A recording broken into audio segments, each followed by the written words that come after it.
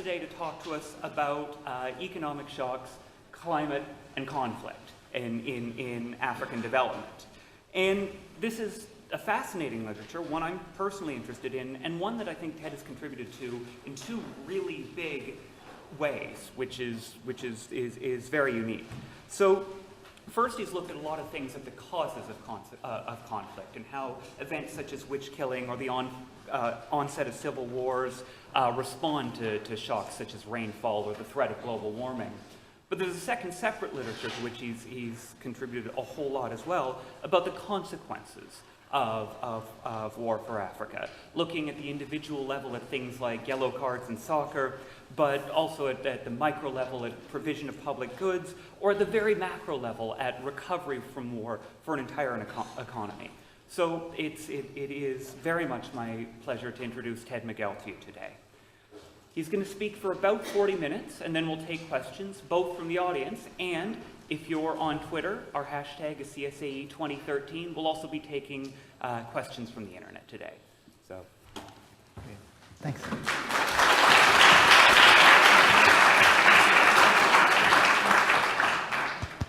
Let me see if this is working. Can you guys hear me okay? Great. Thanks so much for the invitation to be here. It's a real pleasure to be at CSAE. The quality and quantity of this of the research presented here just seems to get larger every year, and it's really an honor. I want to, before starting, personally thank Paul Collier for the invitation and also for the inspiration he's given me throughout my career. I remember vividly a seminar that Paul gave at Harvard when I was in grad school in 1998 on civil war, on his very early work with Anke Hoffler that was very influential in driving my own research agenda. So I really want to acknowledge that as well.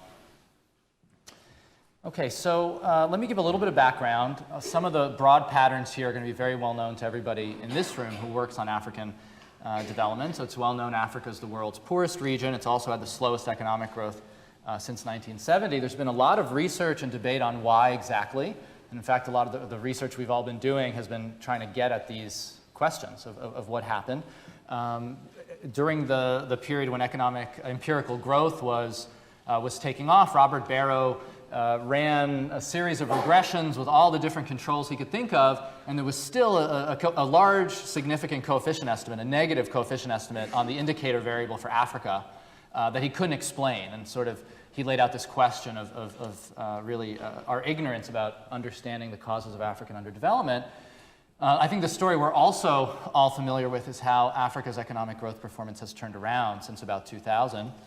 And that's an important part of the story. So let me just show you a plot here from 1960 to the present. The blue line on top is the average GDP per capita for sub-Saharan Africa. I'll get back to the Sierra Leone line, the green line, in a second.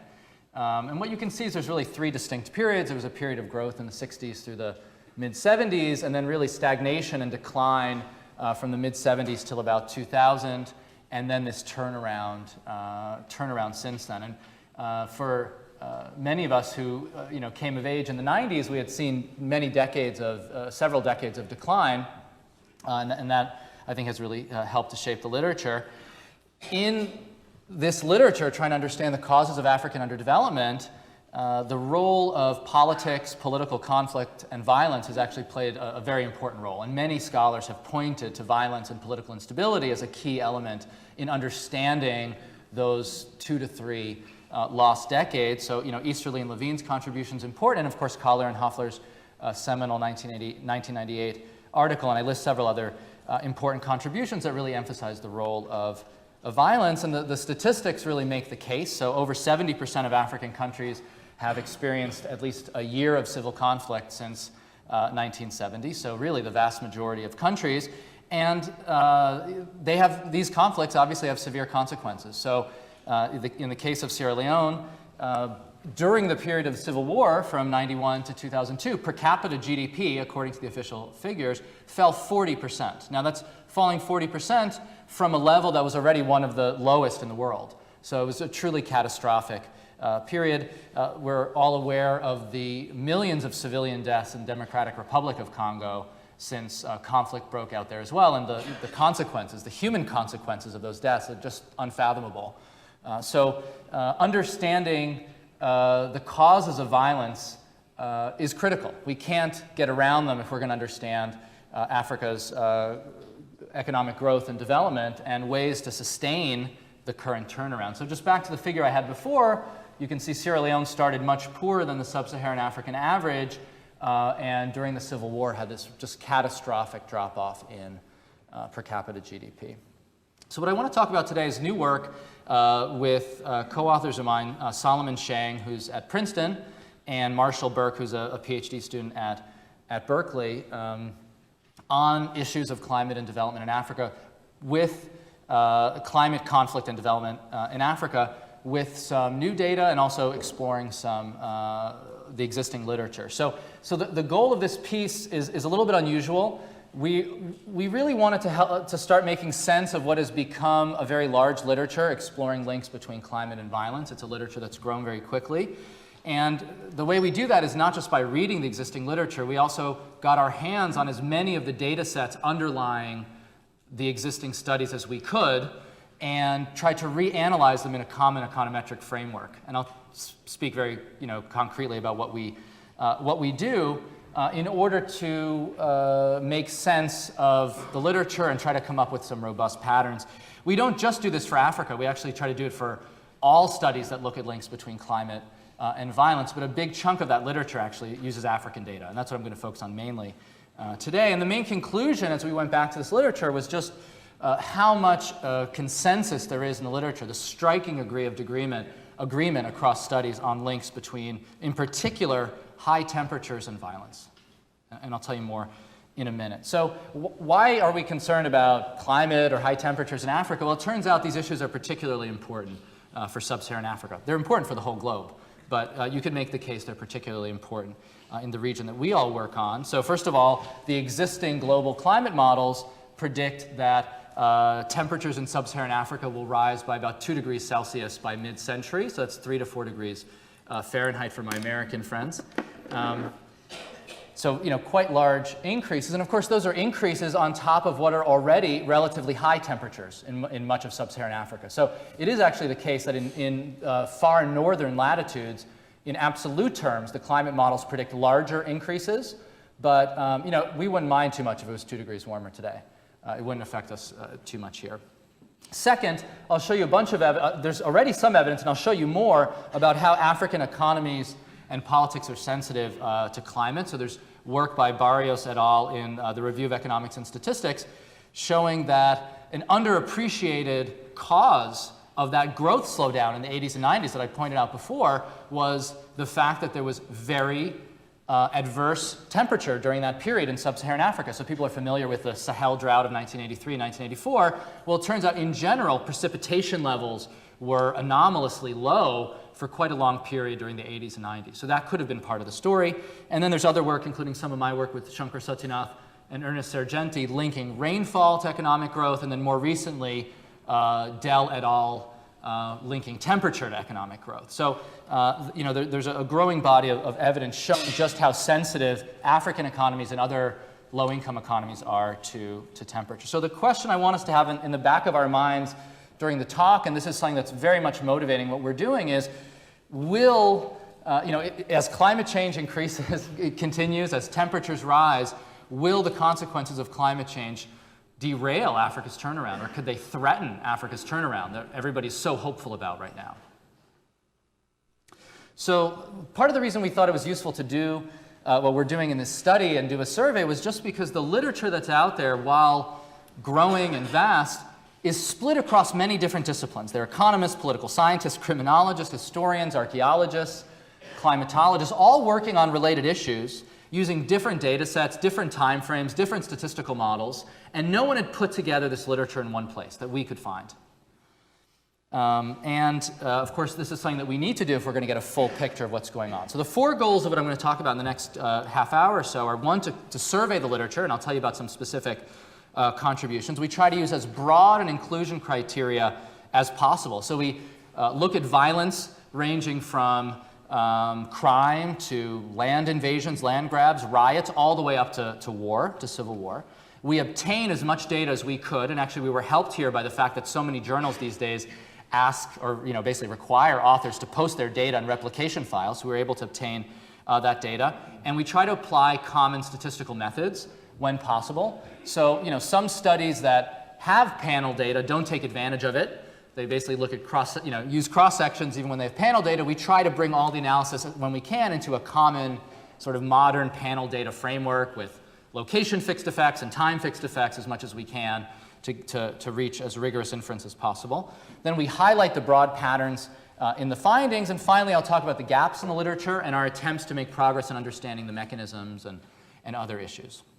So that's really the goal. In the debate in this area, there is a discussion very often about the role of economic factors versus non-economic factors. And the psychologists, for instance, as I'll talk about, find a link between high temperatures and aggression.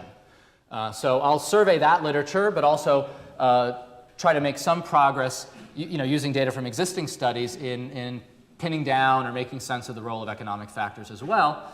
And we're actually going to find that economic factors seem to be quite central. So there are 50 studies we surveyed using 37 different data sets.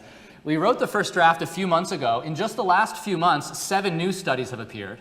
So in the next version of this study, we're going to have to expand it. And the median study year is 2011. So just to give you a sense of how explosive this literature has been, we obtained 16 of these different data sets where we felt like reanalysis would be useful. And that actually led us to redo the analysis in 11 of the papers and reinterpret 6 others using sort of common statistical tests. So in a couple of cases, we actually get different results than the original studies. And those are some of the, I think, points that potentially show the value of this exercise. So, one of the reasons why we were concerned about this is some of the literature we had read and surveyed didn't use the kinds of econometric techniques I think most people would find most credible. Again, this literature spans many different fields, and not all of them have the same training in panel methods, or they don't use panel data the same way. So some of the common issues we came up with was a lack of fixed effects, even with panel data. That was one. The other one is that there were a number of studies that were including what you could think of as outcomes of climate shocks on the right-hand side. So they were interested in the impact of climate on violence, and they said, well, let's control for income. If you actually think income or income levels or economic conditions are the main channel, it would be no surprise to you that including income might reduce the statistical significance of the climate variables. If you think of this, the causal chain. So that was something that we were concerned with. So one of the things that very much we became interested in was a paper by Buhag in 2010 that critiqued some of my earlier work with Marshall, and it was a critique published in a non-econ journal. And the critique consisted of dropping our country fixed effects and showing that the point estimates changed, and including income as a control. And we felt like it's important to, when analysis is done, to use a common statistical framework that's basically more compelling.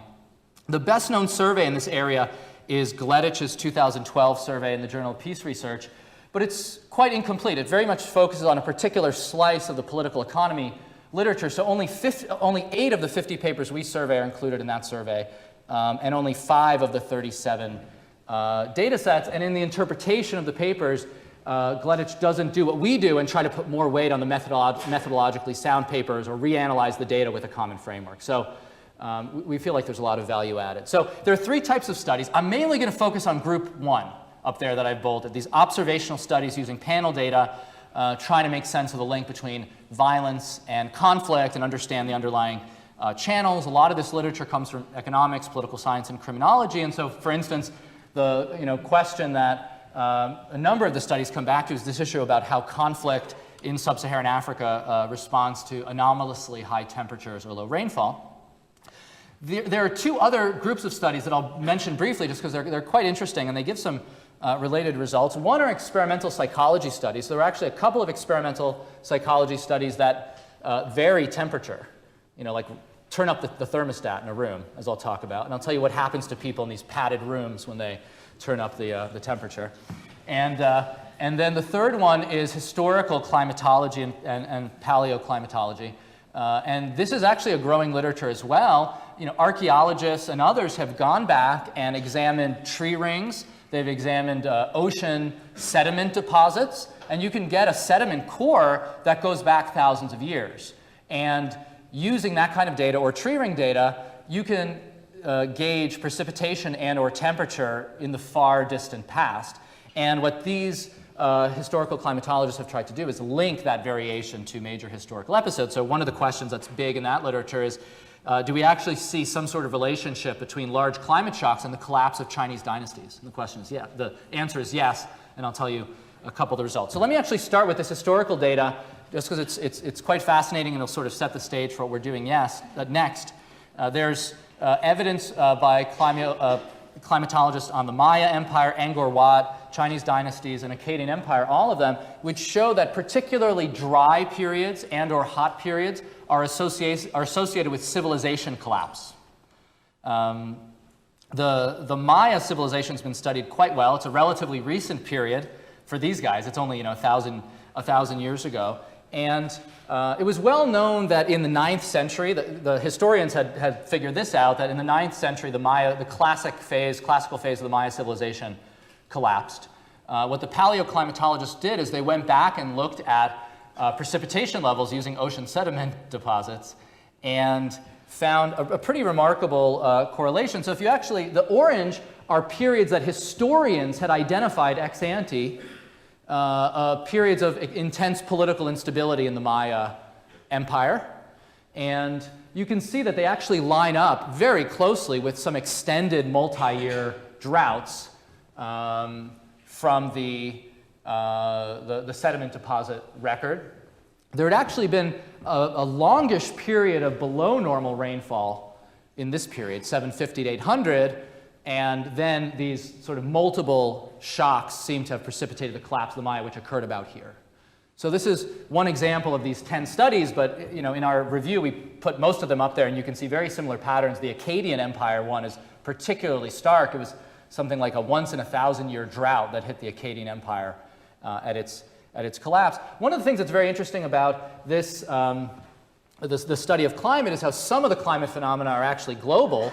So other climate scientists studied the same Pacific Ocean warming phenomenon that had changed precipitation patterns for the Maya. It turns out that it also affected precipitation in China. That's the view of the climate scientists. The Tang dynasty in China collapsed during the same exact period of drying in the 9th century. And again, there were separate sediment deposits in China that confirm that. So, there may be relevance today of these civilizations. They had very low income levels, similar to some of the countries we're interested in sub-Saharan Africa. But of course, institutions are different. The world is different. We're not going to hang our hat entirely on these studies. The other major caveat as researchers is the concern that maybe these paleoclimatologists are focusing on the keys, under the lamppost, that they maybe focused on episodes where the historical evidence already suggested there was a link between climate and collapse. They're not looking at the full universe of civilizations and testing whether adverse climate led to collapse. So, there's room for caveats. Let me talk about the second group of studies and then get into our sort of modern panel data. The laboratory studies are actually quite fascinating. There's a number of studies that seem to show that high temperature leads to more aggression. The exact channels, at least based on our reading, are a little less clear. There may be hormonal channels, but it's still debated. The Vrie et al. Study in the Netherlands is pretty fascinating. They actually did a study with Dutch police. In one room, they were placed in a 70-degree room, or 21 degrees Celsius. In the other room, they were in a 27 degrees Celsius room.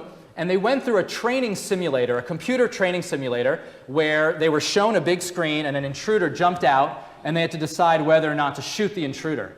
And it turns out that the police in the warm room were much more likely to shoot the intruder. And when they debriefed afterwards, they actually wrote, even the ones that didn't shoot, that they found the intruder much more threatening than the people in the cool room. So there may be something to having a cool head or a hot head that really matters. But what's interesting about the police here is, the question of whether at high temperatures there's an escalation that occurs, that an initial potentially violent act is more likely to be met with an aggressive response that could escalate a conflict. There's another study, which is a really cruel kind of activity by the psychologists. What they did, this was I think in Arizona, they drove a car in a big mall parking lot in the US, and at the green light or at the stoplight to exit the mall, they would just stop. When it turned green, they wouldn't move. And they measured how long it took for people to honk them and how aggressively they honked them.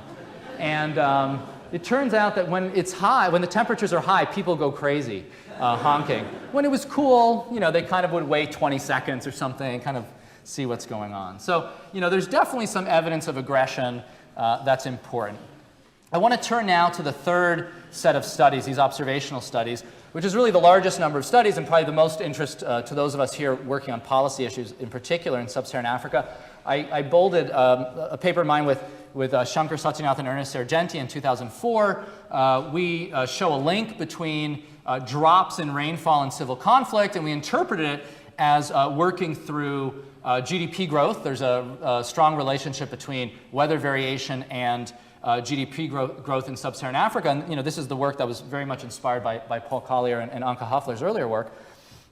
Recent studies use a pretty similar framework to what we use. They regress some violent outcome Y, and that could be civil war, it could be riots, something else, on a measure of deviation of temperature from a historical mean, deviation of precipitation from a historical mean.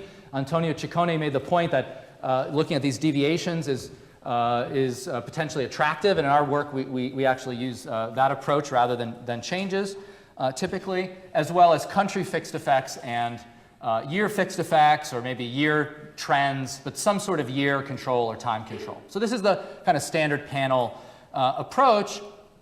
And when we look at existing studies, and again, for a bunch of studies that didn't use the standard approach, they didn't put in the fixed effects. They only relied on cross-sectional variation, even when they had a panel. Or they didn't do joint tests of the climate variables, et cetera. When we either look at the existing studies that conform with that specification or take data and put it in that specification, we found something remarkable. So there were 21 studies that examined a link between violence and temperature using observational data. All 21 show a positive correlation between high temperature and violence. The odds of that happening, if there were no underlying relationship, are very, very small. To go 21 for 21. With precipitation, 14 of the 16 studies have results that go in the predicted direction of extreme rainfall leading to more violence. Of those studies, over 3/4 have main coefficient estimates that are statistically significant at over 95% confidence, and I'll say 3 others were significant at between 90 and 95%.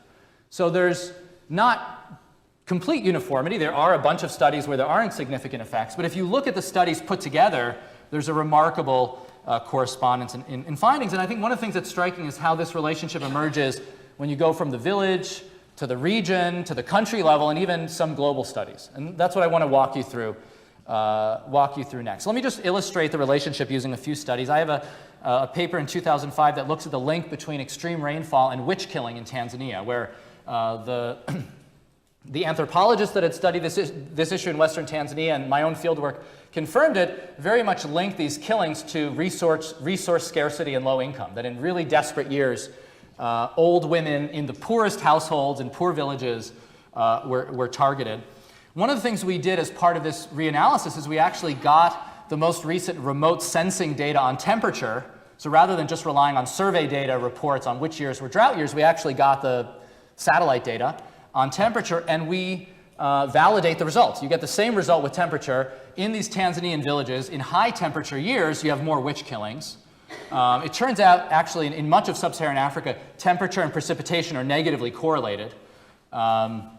So you get, very often similar results with either, although in most of the studies, including in the witch study, if you include temperature in addition to a precipitation measure, the temperature results tend to be more statistically significant and larger. So this is a map there in the left panel of the different villages in the Tanzania data set that I had collected in Meatu district. And on the right is this relationship between temperature and violence. And you see a very strongly upward sloping relationship, and the shaded area is the 95% confidence interval. A second study, which is at the regional level, meaning not the village but not the country, by O'Loughlin et al., which came out in the Proceedings of the National Academy of Sciences in the US just a few months ago, also shows that higher temperatures associated with more violence. They use an augmented version of the ACLED data set. They use remote sensing data for temperature and precipitation at the pixel level. And so they have a broader measure of violence, not witch killing. They have raids, clashes, riots, all the way up to battles. They don't have regular crime. So that's one of the things they're missing there. But they have a bunch of other types of violence. And this is the map of the pixels that they have data on. You'll see the black box there is the pixel where Meatu is located, the witch killing study district. But they have data on 9 different East African countries. And again, the x-axis here is the temperature deviation from normal, and the y-axis is the increase in violence across all these categories. And again, you see this incredibly strongly upward sloping relationship, and in fact with quite tight confidence intervals. The relationship there suggests a 1 degree Celsius increase is associated with about a 20% increase in violence. So, I'm going to talk about magnitudes again in a second, but remember, most of sub-Saharan Africa is going to warm by 2 degrees, just to keep that number in mind. Okay, a third study is the Burke et al. Study that I mentioned before, which is quite similar to the Miguel, Satyanath, and Sergenti paper, but uses temperature in addition to precipitation and finds that temperature actually has even more predictive power than precipitation for conflict. So that's at the country level in Africa. And then at the global level, my co-author Sol Shang has a paper that came out in Nature a year and a half ago. This is actually a fascinating study. Different parts of the tropics are affected differentially by El Nino. So everybody knows about El Nino, which is this cyclical warming that goes on. And then, so there are warm, dry years called El Nino years, and then there's cooler, wetter years called La Nina years, and there's this sort of oscillation. And different parts of the tropics are affected. Some aren't that much affected. So what Sol does is, knowing the climate science, he compares the areas affected by the El Nino oscillation to those that aren't across time. So he has a difference in difference across time. And he finds that in El Nino years, the affected areas have much more civil conflict onset relative to the places that are not affected by El Nino, comparing El Nino to La Nina years. That's the idea behind the studies. It's actually very important. If you look at all the civil conflict onsets over the last 50 years, their data suggests that the El Nino oscillation, this El Nino southern oscillation, ENSO, can explain 21% of civil conflict onsets. So that's not the majority, but it's a very meaningful. This global climate phenomenon can explain a lot of variation. And so anyway, I've shown you the 2 left panels there. The blue panel shows the full sample of sub-Saharan African countries in Burke et al., and you can see the upward sloping relationship with temperature. And then this is Shang's global sample, global tropic sample, showing the upward sloping relationship between temperature and violence again, civil conflict onset. So again, across scales, you see this same kind of pattern. Here are a couple of other studies we surveyed. Again, there's 50 studies, so I'm not going to show you all of them, but I'll give you a sort of smattering. And this actually goes beyond Africa. I'll start with a Kenya study by Thiessen. This is one of the studies that we reanalyzed to bring it into the common panel data framework. In the original analysis, they didn't find statistically significant links between temperature and violence, although it went in the right direction. But using the common econometric framework, you do, and you see this very strongly upward sloping relationship between temperature and political and intergroup violence. These are things like riots and clashes, similar to the O'Loughlin piece I mentioned. But this result travels beyond Africa. The middle panel on the top is a Brazilian data set on land invasions at the municipality level. And these guys find that extreme rainfall is associated with more land invasions. The right upper panel is data on communal violence, Hindu-Muslim riots in India. And again, in states with large rainfall losses, you have more of this type of violence. The bottom 3 panels are all from the US, and again, very different types of outcomes. The one in the far left is violent personal crime by week, by jurisdiction. So very hot weeks have lots of crime. And again, you see this really strongly upward sloping relationship. Rape, county by month, you see the same thing in this new and very good paper by Ranson that goes back over a few decades. The one in the bottom right is kind of a fun case. This comes from baseball games. So people know baseball, hopefully. Someone throws a hard ball, someone tries to hit it. It turns out that conditional on a batter being hit by the ball, on hot days, the pitcher from the opposing team is much more likely to retaliate by hitting someone on the other team with the ball. Okay, so this isn't as important as Civil War. I'm not saying it is. But it's just very interesting to think of human behavior at high temperatures as being quite aggressive. And this is an escalation. Because then once someone on the other team is hit with the ball, inevitably in baseball there's a brawl. People all pretend to hit each other. They don't really fight, but they get out there and pretend to get really mad. So you see this in all different kinds of outcomes. So I've given you the broad sense of the relationship in sub-Saharan Africa and more broadly, but there's a lot of questions you should be having and questions that we have. And there are 4 issues in particular I want to briefly touch on that we talk about more in the paper and in our kind of subsequent work to the paper.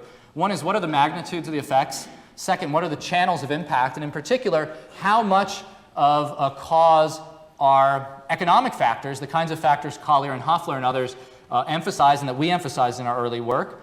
How much will adaptation to a warmer climate dampen some of these effects? And then finally, are there general equilibrium effects globally we should be thinking about? And I won't have too much to say about that because there isn't as much research on it, but I'll mention a little bit of research on that. So what are the magnitudes? Because different parts of the world over different time frames have very different variation in weather, we normalized variation in climate, and we consider effects for a 1 standard deviation change. And that's because some of our data is measured at the monthly level, annual level, pixel, country, so we felt some normalization was important. A 1 standard deviation change in climate in an adverse direction is associated in our data with an 11% increase in violence or conflict. That's the median estimate. Of course, there's a range. Now, most of sub-Saharan Africa is predicted to experience about a 3 standard deviation increase in temperature over the next 50 years, so about 2 degrees Celsius. So the risk of conflict might increase 30% if we kind of extrapolate this finding. Beyond just the temperature increase, another thing that many of the climate models predict is there's going to be more interannual variability in precipitation. So that could also lead to more instability if rainfall is less predictable and shocks are bigger sort of on both ends. So that's not even being factored in here. Now for interpersonal violence, crime basically, most of the studies we have are for the US, and the point estimates there are smaller, about 4% per standard deviation change, although they're very significant and they go in the same direction. So this is a map of the world. This is an average warming across the 20-plus IPCC, the sort of recognized IPCC climate models, global climate models. And you can see that the very dark shaded areas are the regions that will experience larger increases in standard deviation terms. And you can see many parts of the tropics will experience large increases. I think it's worth pointing out that some of the poorer parts of sub-Saharan Africa, in West Africa, are going to be hardest hit. So some of the Sahel region and then into parts of Central Africa that are not the better off regions of sub-Saharan Africa will experience significant warming. And of course, much of South Asia and East Asia as well. So this is a global phenomenon. Okay, so magnitudes could be large. B, what is the role of economic factors? So prima facie, there's strong reasons to think that economic factors are going to be an important channel. First of all, we know that economic outcomes vary a lot with climate. So the Dell et al. Paper in the Applied Economic Journal finds very strong responsiveness of economic growth rates to temperature in low-income countries, very statistically significant. Lobel et al. Have a paper in the journal Science showing that, in particular, agricultural yields in sub-Saharan Africa react a lot to high temperature. And there's a series of studies showing that labor productivity, both in wealthy countries, the Graf Ziven and Neidl piece, and Shang, which is a Caribbean sample, so in a poorer region, labor productivity responds to high temperatures. And actually, these studies are interesting. Both the agricultural output studies and the labor studies show lots of nonlinearity. They show that basically once you get above 28, 29 degrees Celsius, you start seeing very big changes in agricultural yields and labor productivity. So again, that kind of nonlinearity makes these climate issues particularly important in sub-Saharan Africa because baseline temperature is already much higher than in the rest of the world. So the proportion of days that are going to be higher than 28, 29, 30 degrees Celsius is going to get much larger under climate change. So these are serious issues.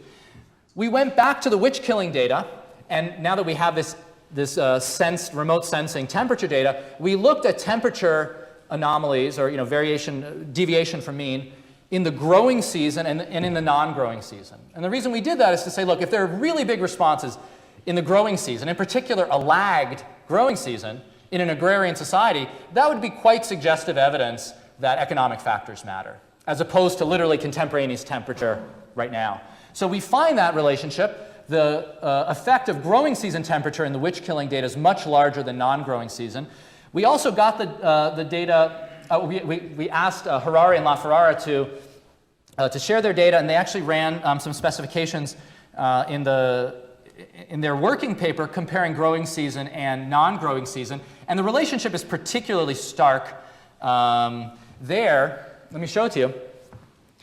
They're interested, the Harari and LaFerrara is a new working paper. It's actually an excellent working paper. It uses similar data to the O'Loughlin et al. Study that I mentioned earlier, which looks at a wide range of violence, from riots to clashes all the way up to civil war. But they use all of sub-Saharan Africa, not just East Africa, and they use some more sophisticated econometric techniques to get at spillovers across pixels. So it's actually really a model study that I was just teaching it in my grad class. It's a great study. So one of the things they do to try to get at economic channels is compare the responsiveness of violence to growing season versus non-growing season drought.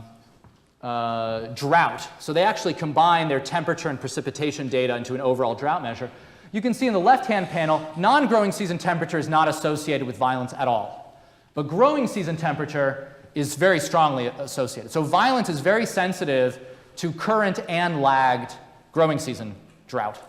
So this again is I think quite suggestive evidence that economic factors matter. Now a final point, I've already showed you these psychology studies, the baseball study. You know, the baseball guys are millionaires, they're not going to be any richer or poorer when there's a hotter temperature. So it isn't like economic factors are central there. So aggression has to be playing some kind of role. What I think is not entirely understood is how that sort of aggression at high temperatures may exacerbate the kinds of conflicts that are kicked off because of low incomes or economic shocks. And I think more work needs to be done in understanding the precise channel. So I think if you take the totality of the literature and you look at it, aggression and economic factors are both playing a role. Okay, adaptation, a critical issue. To the extent that countries know warming is going to occur, and they can deal with it, maybe by shifting into new crops, maybe by coming up with better irrigation systems, maybe by changing the social insurance programs they have, etc., then maybe these historical relationships won't be as severe in the future. Unfortunately, the evidence that's out there suggests that any adaptation that occurs is likely to be minimal, at least over the medium run. So why do I say that? One of the things we did is we looked at the sensitivity of African economic growth rates and African agriculture in particular to temperature. Now, over the last couple decades, there's already been warming. We've already been experiencing some climate change. People have been aware of it. So you might think, well, maybe over time we're going to get less sensitive to temperature because governments or individuals are going to take actions to deal with this change. We don't find evidence of that. I'll show you a slide in a second. And the other thing we thought we might find, we thought would be quite interesting, would be to understand whether now that African countries are much more democratic on average than they were 20 years ago, and they're also getting richer because of the growth turnaround that I talked about, are the countries that are becoming a bit richer and more democratic less sensitive to climate if you look at their economic outcomes? They're not. So let me show you those relationships. This is the sensitivity of growth in Africa to a 1 degree Celsius increase in temperature. So 1 degree higher temperature, higher than historical average, and you see there's about a negative 1.5% growth effect. That means 1 degree higher temperature for a year is associated with 1.5% slower economic growth in per capita terms. And really, I didn't put the agriculture plot up here, but it's an even much more severe relationship for agriculture, which makes sense. So this relationship has been pretty constant over time. We can't reject equality over time. Maybe African economies are a little less sensitive than they were, as some move into services and industry, but not much. The second sorts of relationships compare more and less democratic countries' sensitivity to a degree Celsius warming. So this is based on the polity score, and we didn't know exactly what measure to use. For this talk, we said if you're below -5 in polity, you're non-democratic. If you're above -5, you're democratic. We also tried it with 0. Either way, you get this relationship. No difference in the sensitivity to climate in more or less democratic countries. We looked at countries above and below median income, and we used a lagged income measure here. This one we were more surprised about. We thought that the less poor countries, the better off countries would be less sensitive. Again, there's no difference here. The one place where you get maybe a little bit of a relationship is the countries that have hotter historical baseline temperatures, if anything, seem slightly more sensitive to climate, which makes sense because if they start at a higher temperature, they're going to have more of those days at very high temperature where we know agricultural yield is really affected. Okay, there's also work in other settings. Let me mention it briefly.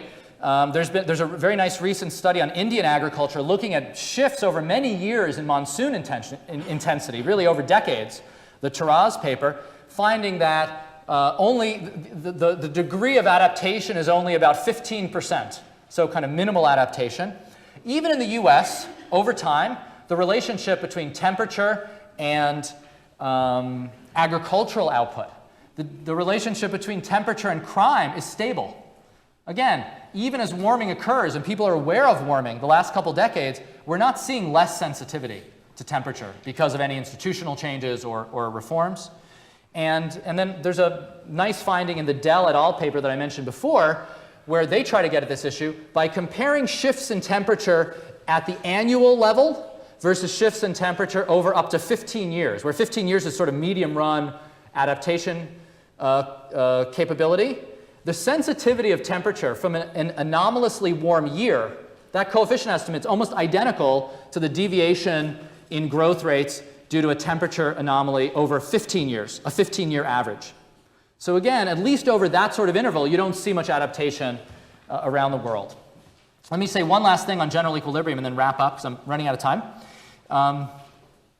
The global general equilibrium aspects of this are fascinating, very hard to get a handle on. So one point, I put it up here because it was in the news recently. There was a study that came out from a think tank in DC about this, and some scholars have been writing about this, claiming that China's historic drought in 2010, this drying in eastern China, played a role in pushing up global food prices. This is the claim that's made. And those high food prices may have had a destabilizing effect politically in North African and Middle Eastern countries in early 2011, many of which are food importers, leading up to the Arab Spring. I'm not going to take a stand on whether that's true or not, that claim, but it's the kind of claim we have to think about when we start thinking of global climate change, which is, agricultural production in one part of the world already, we know, affects other parts of the world, but lots of very complicated interactions are possible. Some of the more sophisticated work modeling this is by Desmet and Rossi Hansberg, who are doing macro models trying to understand these general equilibrium effects. And the general point they come up with, and others have made these claims, there's a whole literature on these general equilibrium models, is warming will help productivity, relatively speaking, in the northern latitudes relative to the tropics. So lots of the tropics are going to get into this very high temperature range where productivity, agricultural yields are going to get hurt, whereas in the northern latitudes, you could even be benefited with a little bit of warming. So there's all kinds of complicated feedback effects that could follow from that. So let me just wrap up. The bottom line of this paper, and then what I presented today is the original paper and then our ongoing work, is there's a very strong relationship across a lot of studies now linking high temperature to violence at all scales. And a number of papers make the case, I think pretty persuasively, that economic factors are an important part of the story. And as we think about Africa's political stability and development going forward, issues of climate very much have to be on the table. And an agenda for adaptation is something we need to consider. The global political process to have better mitigation efforts seems stalled. We've seen that over the last few years. But adaptation in agriculture, whether it's insurance or new crops or new social insurance vehicles, policies, institutions, have to be on the agenda. I think a lot of us recognize that, and that's been in the policy debate, but the consistency of these findings will hopefully reinforce that resolve. Thank you.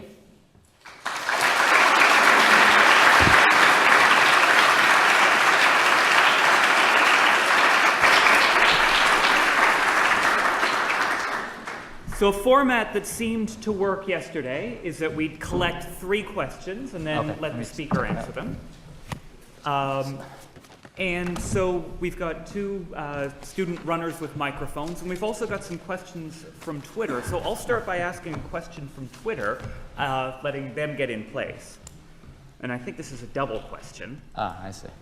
Asimoglu has argued repeatedly that climate change is not a major predictor of growth and it's not a major cause of growth. In any case, the question we should be asking is, why is it that the Mayas and others were vulnerable to climate shocks? Any questions from the floor?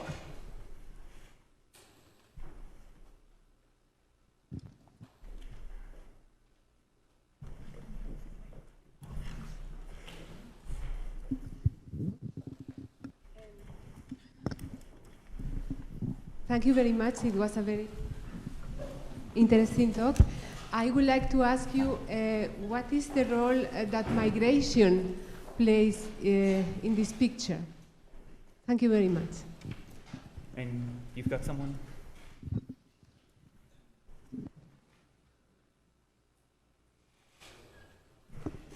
Thank you. So it looks to me that you are looking at the correlation between climate shocks or unusually high temperatures and manifestations of violence, but the increase in temperature is will be 2 degrees Celsius between now and 2050, so in 40 years basically. So per year it will be an increase of 2 divided by 40. So that's not really a shock, it's more of a gradual process. So I don't know how that fits with actually the really unusual deviations of the model. Yeah.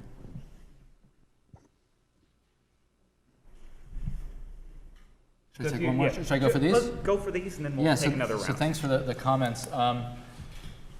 There's certainly been debate about climate. There's the Twitter question on climate and growth. I mean, I think the study a lot of people have found most convincing on this link between temperature and growth is by Acemoglu's own colleague, Ben Olkin, and his student, Melissa Dell, that show this very robust, large relationship. And that paper was just published.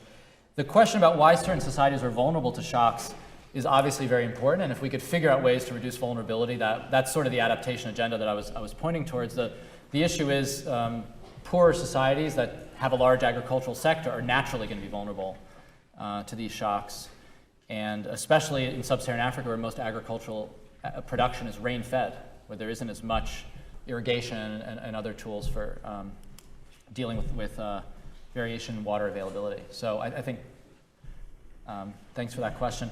The issue of migration is one that comes up, and it's something that people see as definitely a potential channel. I mean, migration could matter in many different ways. We could imagine that some of the economic impacts of migration, the economic impacts of climate change could be affected by migration. For instance, if these far northern latitudes that will warm a lot receive lots of migrants from parts of the world that are becoming much less productive, that would have huge effects on income levels, global income levels. So, global migration could be part of the story. Another aspect where migration could play a role, there could be a political aspect. So political instability in one country could lead to refugee flows or migration into neighboring countries, could destabilize neighboring countries. So I think, I'm not sure if you want to elaborate on your question of the role of migration, but I think there's so many different ways migration fits in here, into labor markets, into the politics, but I don't have any particular specific finding on that. The question that was asked about the increase in temperature is a very important one, and it's really central to this whole debate. And the more recent work, I think, has become more sophisticated about it. So the Dell et al. Paper, because they have many decades, are trying not just to look at annual shocks, but they look at 5-year shocks, 10-year shocks, 15-year shocks, which doesn't get to 40 years, but they try to say, like, if we have consistent warming for 15 years, over time do we sort of see less sensitivity to those high temperatures? And so their claim was in low-income countries, no. So even over a 15-year horizon, you still see worse outcomes. Now, maybe over 40 years, that would leave enough time. No one knows for sure. So I think everybody who works in this area recognizes that that's one of the main open questions. My co-author, Marshall Burke, has a new working paper with Kyle Emmerich that uses 50 or 60 years of US agricultural data, trying to do the same thing, trying to look at these longer-term deviations from trend, so an anomalously warm 10 years, and again, doesn't find much adaptation over that 10-year horizon. So I think we don't, the archaeological data is great, it goes back thousands of years, but we don't have the sort of precision we need. Then we have modern data that's very precise over a limited time frame. So the existing evidence can only give us 10 to 15 year adaptation, but the evidence suggests there hasn't been as much as we would hope. And that's a concern going out to 2050. But it's exactly the question a lot of people are grappling with right now. All right, so a second question from Twitter. Miguel is convincing that temperature matters, but how much violence does temperature actually explain? I.e., should we care? Any other questions from the audience?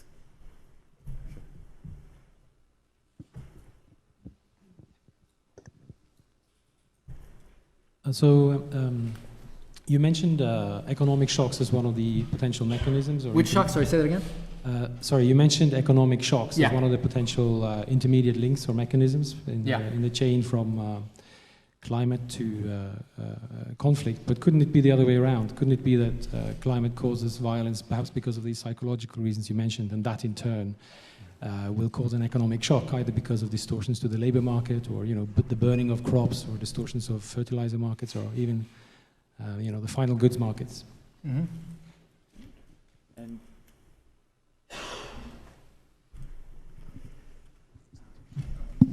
thank you very much. My name is Seydou Al-Hassan from Ghana. One of your key findings is that there is a positive relationship between temperature and then violence.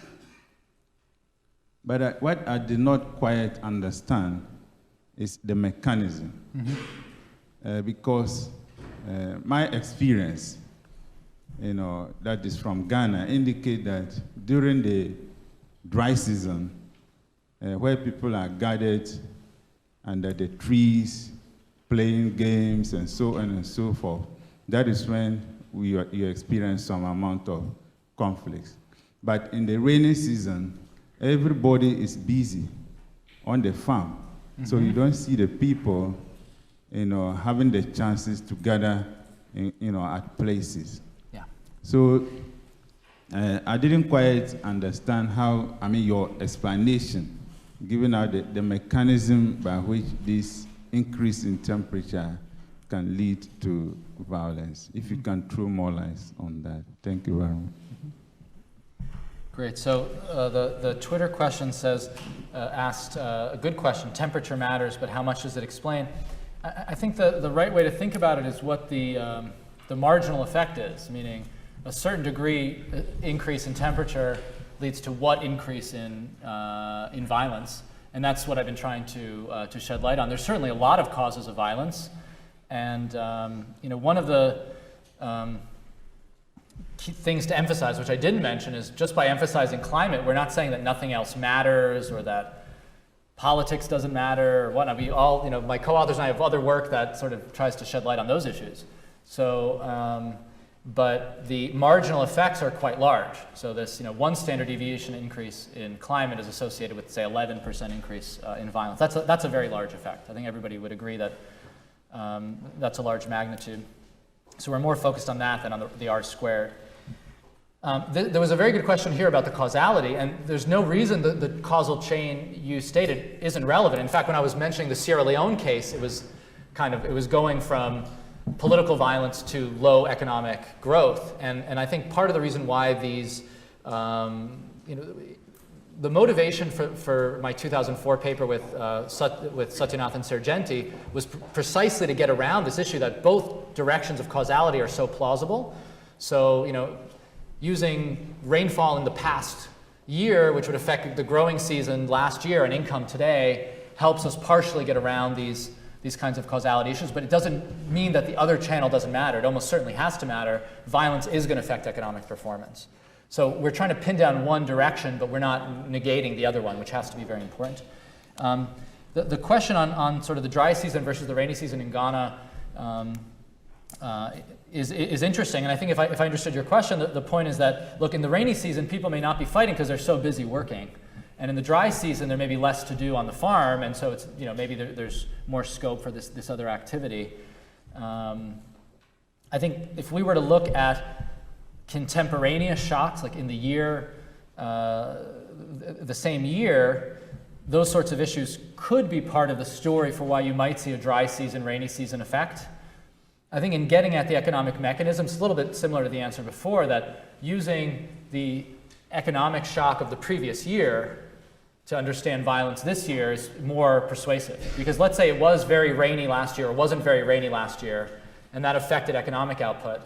The most plausible channel through which it's affecting violence today is through its effect on agriculture, as opposed to thinking of contemporaneous income or dryness. So I don't know if my answer is clear, but I think, again, we can use the structure of the panel data to help make the case that economic factors are an important part of the story.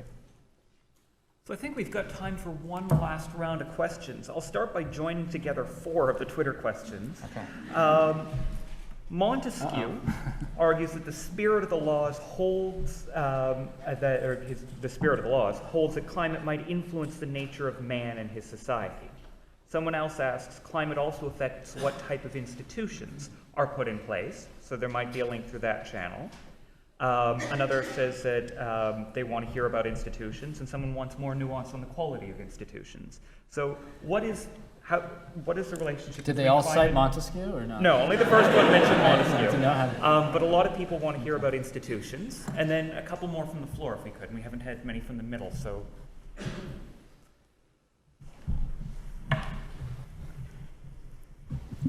Thank you. My name is Christian Ebeke from the IMF. I have a question regarding the stability of the estimate. So basically, I have a view that the impact of temperatures over the time, if you start running cross-sectional regression from 1980s to 2012, for example, you can have a decreasing part regarding the point estimate, maybe because you have a huge increase in urbanization in Africa, or maybe because the educational attainment is also higher. Do you have a view about the impact that urbanization or education can play on the point estimate over the time? Thank you. All right, and one more. Go